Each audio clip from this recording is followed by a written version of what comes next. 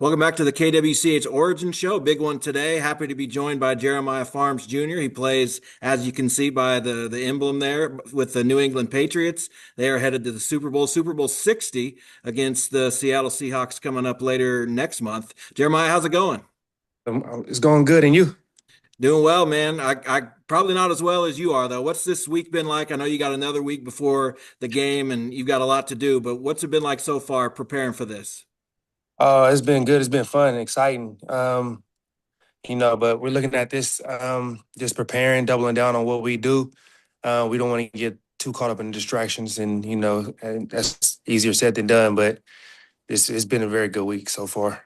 We're going to talk a lot about your personal journey to get here, but did you ever think your personal journey would get here? Yeah, I would say yeah, I did. As a kid, you dream of things like this. I put in work to be on a stage like this, so I would say yeah. When did you kind of know that that was a possibility for you to play in the NFL? Um, Probably after when I got to junior college, at Sacramento City College. Coach Hurley, he and Danny Walker, they both were the first coaches to tell me I can make it to the NFL as long as I buckle down and I got the talent for it. I just gotta get my grades together and continue to work. Yeah, and you end up at Friends University. I don't know exactly where to start because it's been so much for you, but you're the only player in the history of Friends University to make the NFL. Did you know that? Yeah, I did. What does Yeah. that mean to you? It means that it's possible, and same way I went in there with that mindset that I make it to the NFL. When me and my mom decided to go there, um, I just know it's possible, and that means it's for the future. I shouldn't be the last one. Yeah, I saw that your mom kind of helps you or maybe even makes some decisions for you early on in your life about Yeah. where to go to school and things like that. So, Mhm. what attracted you and her to Wichita and to Friends University? At first, we weren't even going to go. Just the name of the school alone is, you never heard of it. You hear Friends University. I'm not going there. So you put it at the bottom of the list. But a coach named James Tabor, he was the D line coach there at the time. But he was also recruiting me, and he actually called, said some good things. Every coach that called me, I always tell him you got to talk to my mom, and you win her over, and that's where I'm going. And she talked to a bunch of schools, even a couple of D2 schools, and whatever Tabor said to my mom, and he made her feel secure that that this will be the right fit, and I'm glad she made that decision. What did you have any initial impressions of Wichita? You still live here in the off season, so you must like it okay, right? What were your Yeah, initial thoughts about when our city? when you hear Kansas, you think it's the middle of nowhere, but but he did a good job explaining the city, that it's actually a city and it's not like no in the middle of nowhere in Kansas. So it was a good place. And then I met my wife here at the time.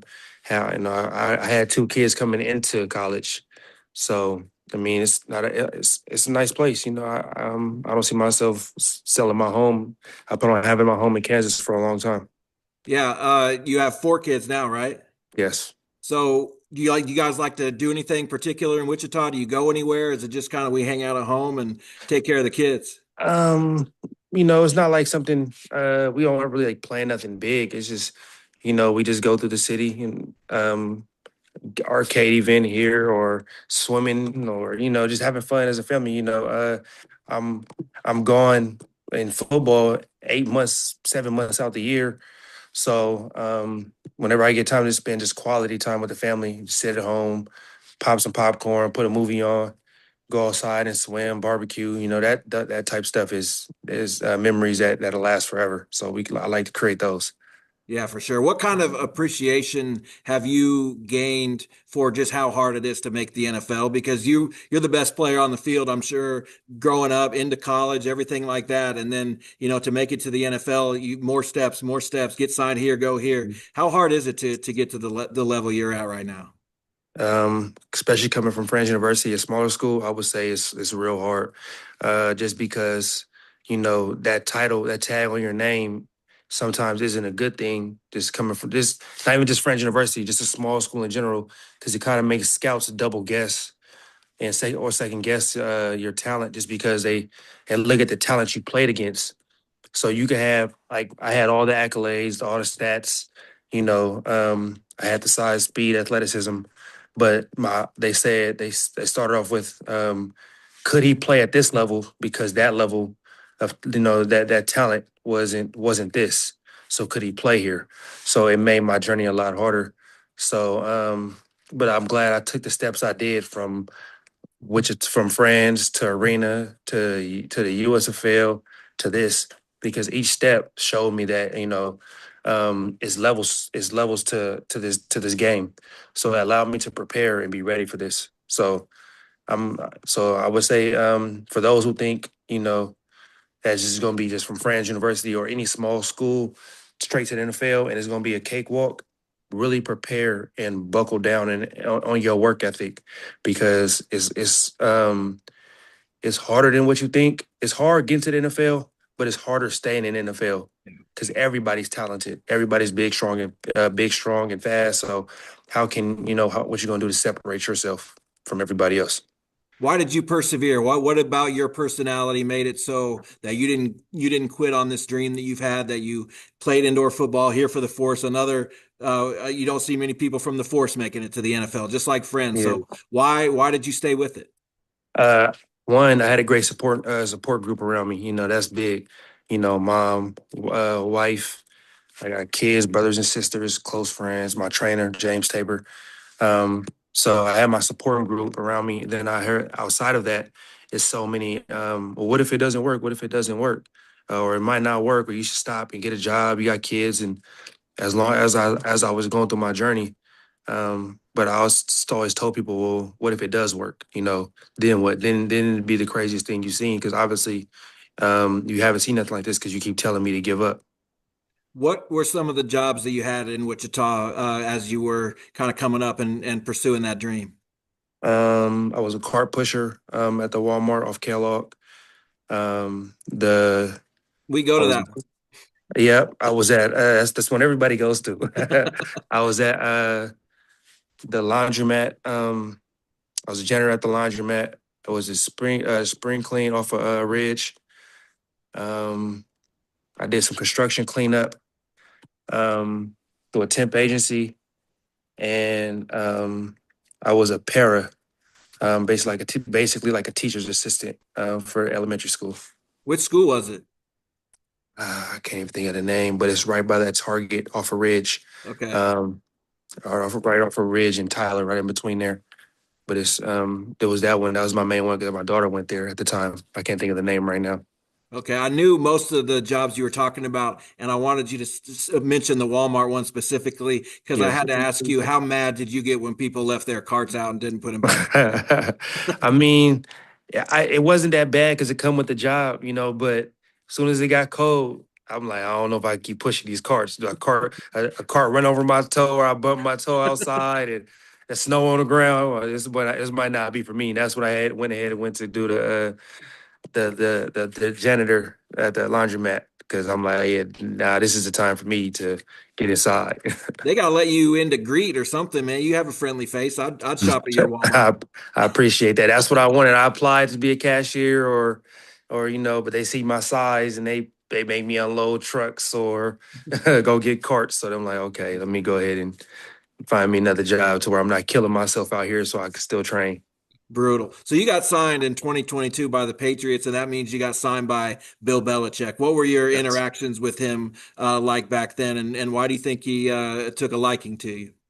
Uh I would say it was great interactions. Everything about Bill was football. So it was amazing being around that mindset. Great job pulling out the best in you because he's gonna coach you. He's gonna coach you hard. If he's cussing out Tom Brady in meetings, who am I?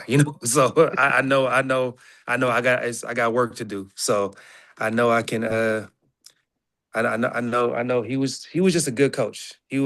Everything was football, and I think he probably liked. I would say my work ethic. I heard a story my rookie year that I was actually on a chopping block. I was about to get cut.